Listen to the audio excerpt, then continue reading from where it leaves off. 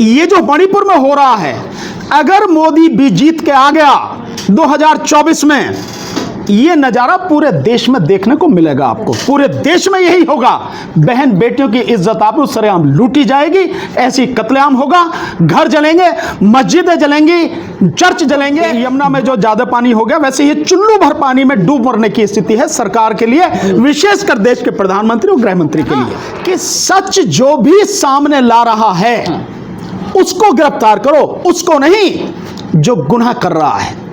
तो सरकार गुनाह कर रही है, सरकार अपने आप को कैसे जो उत्तरदायी ठहराएगी, कैसे अपने आप को वो करेगी, जिम्मेदार से ठहराएगी। उन्हें एहसानमंद होना चाहिए राहुल गांधी का कि एक इंसान अपनी जिंदगी को खतरे में डालकर उन लोगों के बीच में गया जिनकी पीड़ा का कोई अंत नहीं है अभी तक। फिर भी नरेंद्र मोदी राजस्थान चले जाते हैं, गुजरात चले जाते हैं, फ्रांस चले जाते हैं, अमेरिका चले जाते हैं, लेकिन मणिपुर नहीं जा रहे हैं।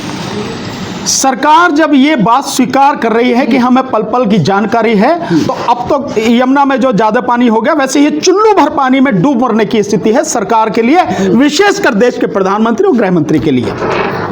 और ये बात पूरा देश क्या पूरी दुनिया जानती है कि प्रधानमंत्री को, गृह मंत्री को पहले ही दिन से सारी जानकारी है। चुप क्यों है? क्योंकि सरकार द्वारा ये सब कुछ कराया जा रहा है।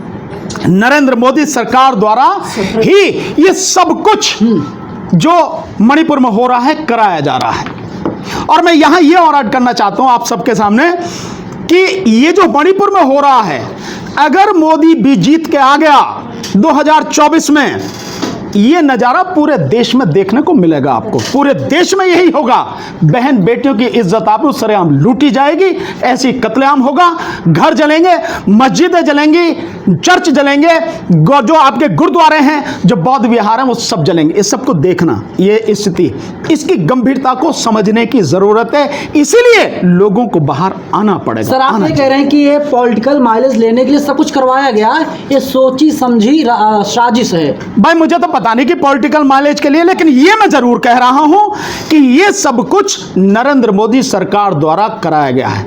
इसके लिए बहुत बड़े गणित की जरूरत नहीं है। सरकार के पास सारे अधिकार हैं, संविधान ने दिए हैं। 80-85 दिन तक चुप बैठे रहे, 78 दिन बाद तो 36 सेकंड के लिए बोले प्रधानमंत्री, और उसमें भी राजस्थान और छत्तीसगढ़ का नाम लेकर राजनीति की।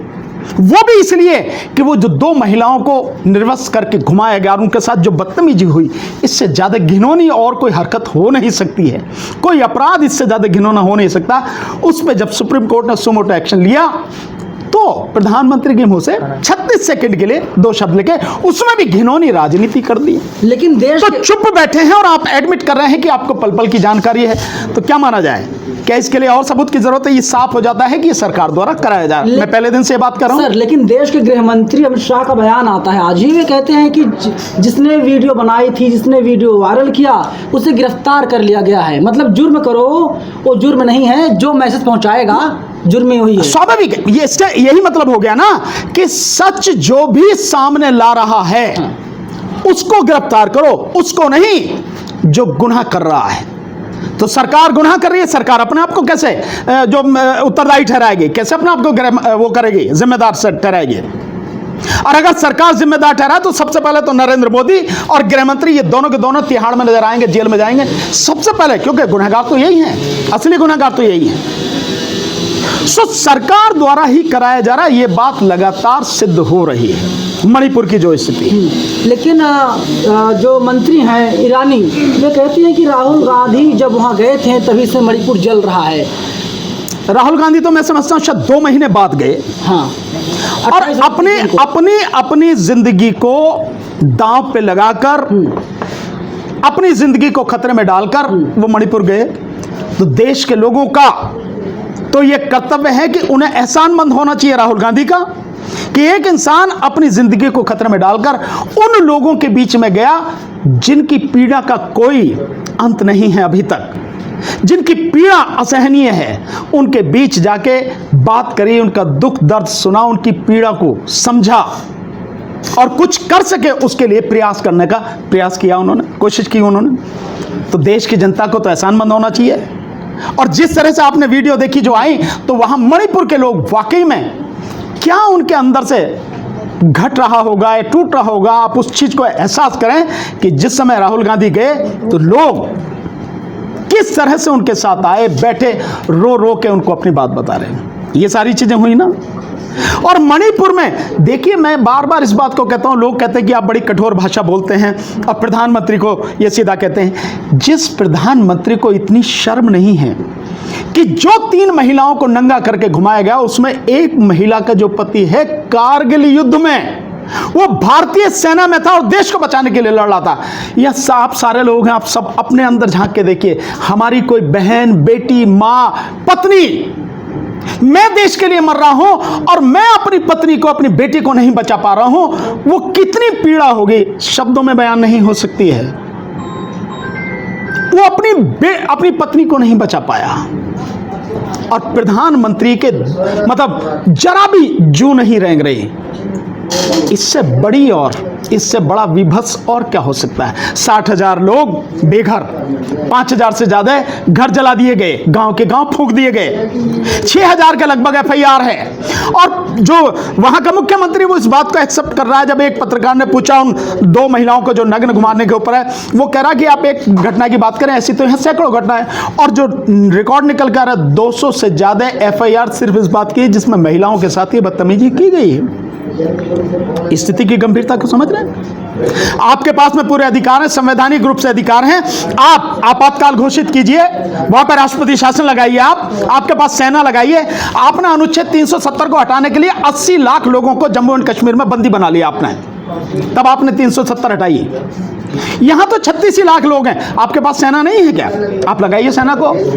और अब जो स्थिति और विभत्स होती जा रही है वो ये कि मणिपुर की जो सारी स्थिति है उसका प्रभाव अब नागालैंड पर, मिजोरम पर, असम पर आगे फैलने लगा, तो पूरा नॉर्थ ईस्ट उस चपेट में आने वाला है। ये स्थिति है।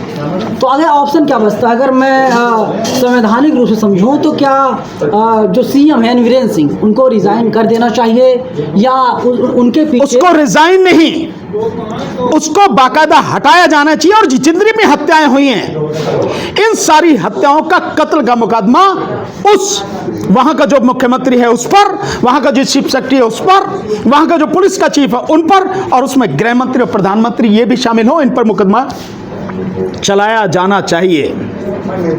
और राष्ट्रपति शासन लागू होकर तुरंत सेना को वहां भेजकर स्थिति को कंट्रोल करना चाहिए। ये है स्थिति। लेकिन जब तक मोदी सत्ता में बैठा है तब तक कुछ होगा नहीं, हम सब कह ही सकते हैं। लेकिन मोदी जी साफ तौर पे कहते हैं कि ये जो कोई UPA का शासनकाल नहीं है, NDA का राज है। बीजेपी के पास 303 सांसद हैं, NDA के पास 325 सांसद हैं, इस्तीफे नहीं होते इस सरकार में। तभी तो गुंडागर्दी हो रही है भाई। ये मालूम है ना कि तुम्हारे पास में संसद के हिसाब से जितना बहुमत चाहिए उससे ज्यादा बहुमत है, और तुम सरकार तुम्हारी गिर नहीं सकती। इसलिए तुम उन सारी चीजों को जिनको महत्व देना चाहिए, संसद में चर्चा करानी चाहिए, विपक्ष की बात सुननी चाहिए, आप सारी चीजों को एक साइड करे दे रहे हो, आप कोई जवाब नहीं दे रहे हो। लेकिन इसीलिए ये सारी चीजें इसीलिए तो कर रहे हो ना आप, नहीं तो इसको सीधा सीधा और क्या कहेंगे, सीधे सीधे गुंडागर्दी और क्या है। लेकिन जिस तरीके से कांग्रेस पार्टी सड़क से लेकर के संसद तक आंदोलन कर रही है, हंगामा मचा रही है मणिपुर मामले को लेकर के, नरेंद्र मोदी खामोश हैं। वहीं खड़गे साहब आरोप लगाते हैं कि राज्यसभा में उनके माइक को म्यूट कर दिया जाता है। आरोप नहीं है, ये सच है। वो उस बात को सामने ला रहे हैं भाई। उनके जो है, जो एक सांसद के जो अधिकार हैं, आप उन अधिकारों का उल्लंघन कर रहे हो। आप राज्यसभा में अगर विपक्ष के नेता का बोलते समय माइक अगर बंद कर दिया जा रहा है तो उसके संवैधानिक अधिकारों का हनन किया जा रहा है। उसको जो प्रिविलेज मिले हुए हैं एक सांसद होने के नाते, आप उनका जो है हनन कर रहे हो। यह अपराध है, बहुत बड़ा अपराध है लोकतंत्र में। किसकी निगरानी में माइक म्यूट किया जा रहा है? किसकी निगरानी? यार सब जानते हैं किसकी निगरानी में कौन है। राज्यसभा में कौन करेगा? उस समय जिस समय माइक बंद किया गया, कौन सभापति था उस समय, कौन कर रहा था, किसकी जिम्मेदारी थी, हेड कौन कर रहा था? अगर राज्यसभा के सभापति थे तो उनकी जिम्मेदारी, या वो नहीं थे तो जो उस समय हेड कर रहा था उसकी जिम्मेदारी। क्या सभापति उपसभापति तक ही सीमित है या उसके ऊपर भी तमाम लोग हैं? डायरेक्शन मिलता होगा कि भैया जब खड़गे बोलेंगे या अपोजिशन का फला लीडर बोलेगा माइक म्यूट कर दीजिए। निश्चित रूप से ये कहने की क्या बात है, तो कह ही दिया आपने। सब कुछ ऊपर से डायरेक्टेड है, और ऊपर कौन? मोदी। सिंपल, मोदी के द्वारा डायरेक्टेड है कि इसका वक्तव्य हटा देना है संसद की कार्रवाई से, इसको बोलने नहीं देना, इसको ये करना, सब कुछ। और जो राज्यसभा की कार्रवाई, लोकसभा की कार्रवाई को चलाने के लिए जो जिम्मेदार हैं, वो सब कुछ सरकार के कहने पर काम। संसद के बाहर मीडिया से जब बात करते हैं अनुराग ठाकुर और तमाम बीजेपी के मंत्री हैं, सांसद हैं, वे लोग साफ तौर पे कहते हैं कि सरकार चाहती है, बीजेपी चाहती है कि इस पर चर्चा की जाए, लेकिन अपोजिशन ही नहीं चाहता। अपोजिशन ही मुकर रहा है बातचीत करने से मणिपुर मामले में। एक सवाल पूछो तो प्रधानमंत्री भाग ही गुरा, प्रधानमंत्री संसद को छोड़कर भाग ही गुरा। चर्चा कराने की बात हो तो आके जवाब देना। वो तो कह रहे हैं ना चर्चा कराओ। हाँ। और क्योंकि चर्चा नहीं कराई जा रही, इसीलिए अविश्वास प्रस्ताव लाया जा रहा है कि अविश्वास प्रस्ताव का जवाब तो देना ही पड़ेगा, और अविश्वास प्रस्ताव स्वीकार हो गया है। माना कि वो अविश्वास प्रस्ताव गिर जाएगा निश्चित रूप से, जब वोटिंग होगी। हाँ। तो सरकार बच जाएगी, सबको मालूम है। और ये कहा भी है, विपक्ष हैं, खड़गे साहब ने कहा भी है कि हमें मालूम है। लेकिन कम से कम जब अविश्वास प्रस्ताव है तो संवैधानिक प्रक्रिया है, उसका जवाब देना तो पड़ेगा ना, प्रधानमंत्री को देना पड़ेगा, सरकार को जवाब देना पड़ेगा।